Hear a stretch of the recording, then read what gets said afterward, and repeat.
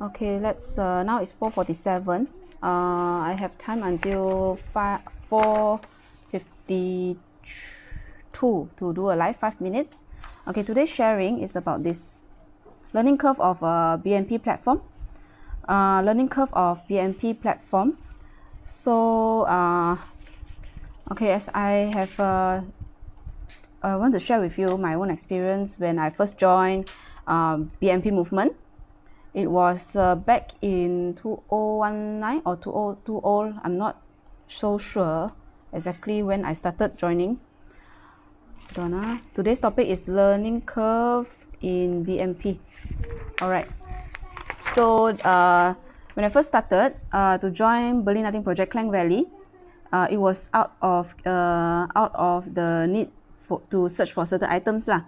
So then I joined the one in Klang Valley, which was when I requested for a waffle maker. So I said, before I buy a new one, why not I try my luck to check with the local BNP group and see if there's any gifter who's willing to give away the waffle maker. And surprisingly, a member actually gave it to me and asked me to collect from Subang Jaya. So I stay in Kota Kemuning, and the distance from Kota Kemuning to Subang Jaya is, for me, it's far. It's not within my area lah.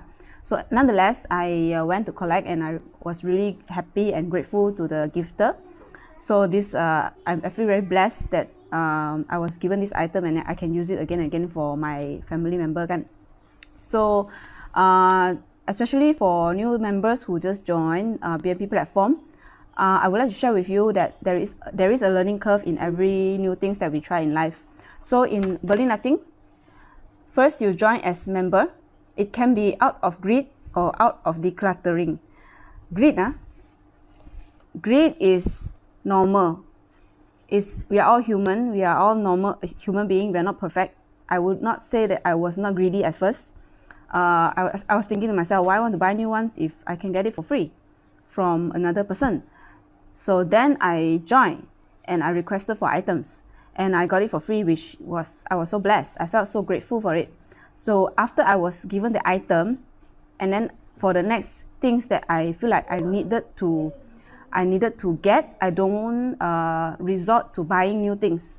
So I will try and ask in the group. I don't mind secondhand. I slowly shift my mindset from wanting to have everything new to the option of getting secondhand items, used items. So it was out of greed at first, and then I joined the BNP and then I started requesting for things.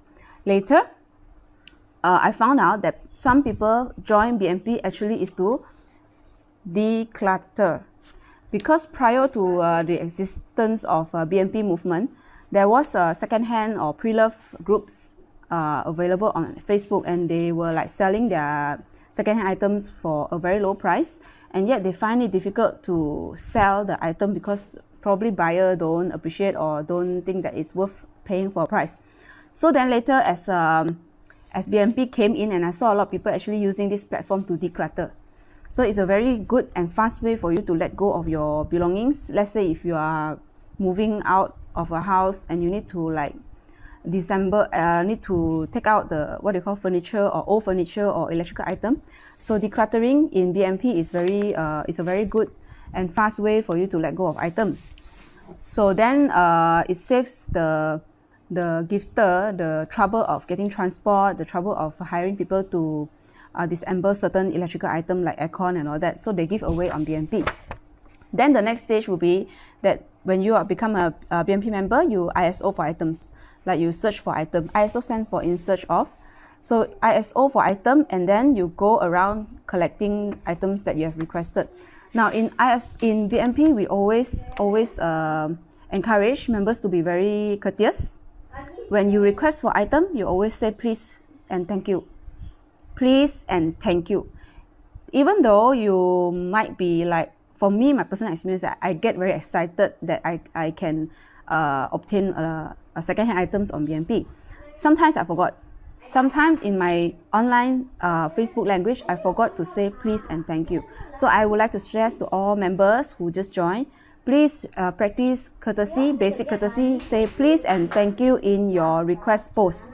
Please and thank you in your request post, because what you type in is probably does not reflect your inner thoughts, yeah, or you might forgot to type the word, even though you, of course, you meet the person after you getting the item, you will say thanks, but we do it in our way when we request for item, in our writing, because writing is only, you know, people human, and sometimes they judge, right?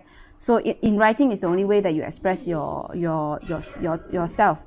You have to put the word please and thank you. That's basic courtesy, yeah. So then the collection part, you find that it can be time consuming, and takes up what they call time and then petrol for you to travel, which is why I created my own local group in Kota Kemuning, only restricted to members who live and work in Kota Kemuning. Now, we have not implemented any rules for BMP KK or BMP Cyberjaya, a strict what we call verification rules lah, before we approve members. So you bear with, if you request for an item, you have to bear with it that you need time to go and collect. So do take into consideration the time that you might need to spend to collect an item before you do a request. And make sure you be on time, you're punctual, and make sure you show up for any collection. Okay, then you yourself as a member, you start to give, and you enjoy the spirit of gifting because you get to meet local people around you, your neighbors, you know, people who are relevant, very close to you. You enjoy meeting and you give to people who are living close to you. And then later on, you move on to non-judgmental gifting. Non-judgmental gifting is, I feel, is the highest one, because you give without judging what the person is going to do to your departed item. For example, if you give away a plush toy or things that you cherish a lot, but because you have probably moved on, you want to let go the item, so you give and you do not judge what the person do with the item. So this is non-judgmental gifting. This is the hardest, I feel, for some members who just joined BMP. This is the hardest to achieve, non-judgmental gifting. And then you realize that in BMP, it becomes a gifting economy.